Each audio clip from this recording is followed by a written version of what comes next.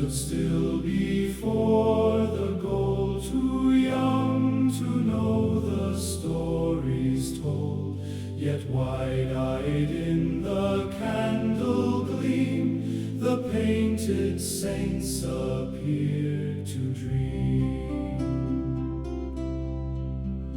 Blue incense curled through chapel air, while monks move slow in whispered prayer.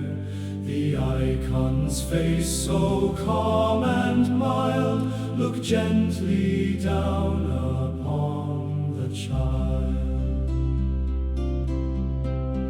Small fingers clasped in awkward grace, he bowed his little solemn face. No learned words his young lips knew, only